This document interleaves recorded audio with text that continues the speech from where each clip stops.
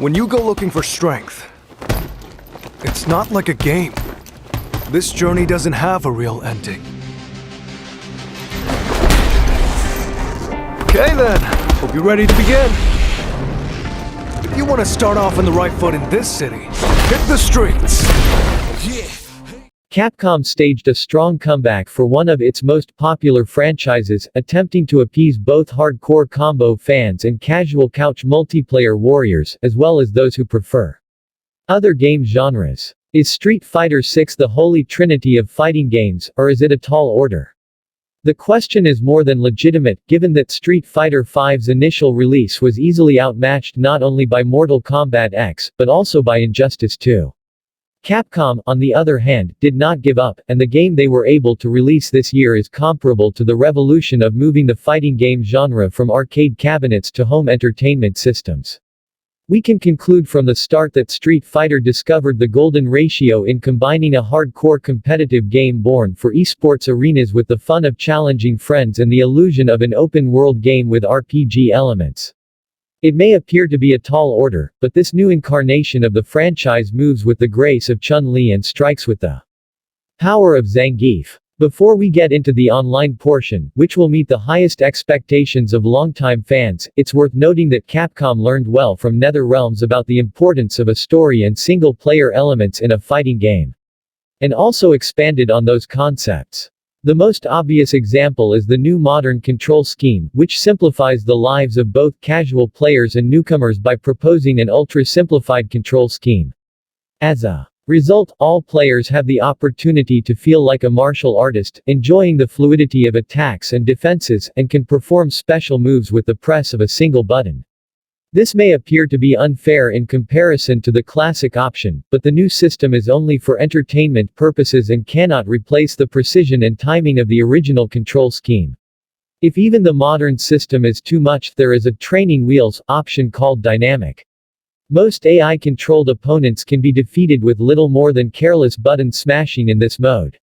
Of course, it is not available in online battles, but it demonstrates Capcom's commitment to sharing their latest creation with all gamers, regardless of experience level. Hardcore fans, on the other hand, can get a serious sneak peek under the hood.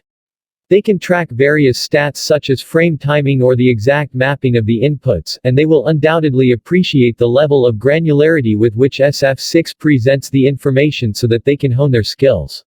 With the help of the training room's moveset descriptions and combo challenges, any player can progress from using the dynamic scheme to mastering the classic one.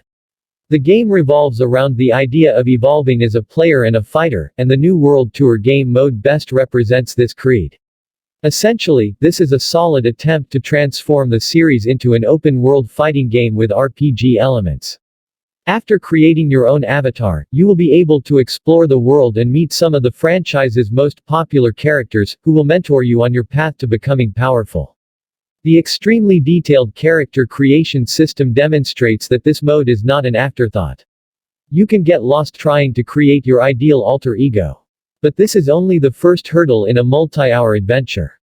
After a few cutscenes and tutorials, you'll be roaming the streets of Metro City, following a main storyline, completing secondary quests, scavenging for better equipment, fighting thugs, and challenging almost anyone to a friendly sparring match.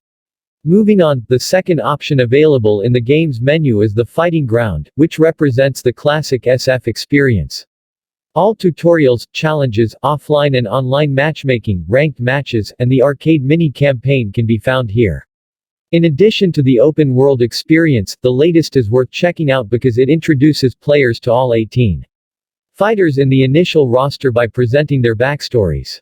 The Battle Hub, which serves as both an online match space and a socializing hub, remains the game's beating heart. The twist is that in this space, you control the avatar you created and can chat with other players or challenge them to a duel through them. Another intriguing feature provided by the cabinets scattered throughout this futuristic arena is the ability to play 1v1 while controlling the franchise's iconic fighters. The visual style is catchy, colorful, and full of aesthetic elements aimed at younger generations. The open world isn't perfect, and some of the textures in Metrocity appear weathered, while other design elements appear unpolished. The most distracting aspect of the game is the occasionally grotesque NPCs, which appear to be miscalculated results of the character creation process. The re-engine performs admirably with the game, bringing the visuals to life while maintaining consistent frame rates. Street Fighter VI is not without flaws, but it is a game changer. It manages to cater to so many different tastes and expectations without falling short that the developers deserve all of the praise they receive. Of course, some fan favorites are missing from the initial roster, but this is likely to be addressed by the now mandatory Battle Pass. However, instead of crying wolf about publisher greed, we must admit that we are pleasantly surprised by all of the content included in Street Fighter VI. Whether you enjoy fighting games or not, this is one title you should not pass up. Street Fighter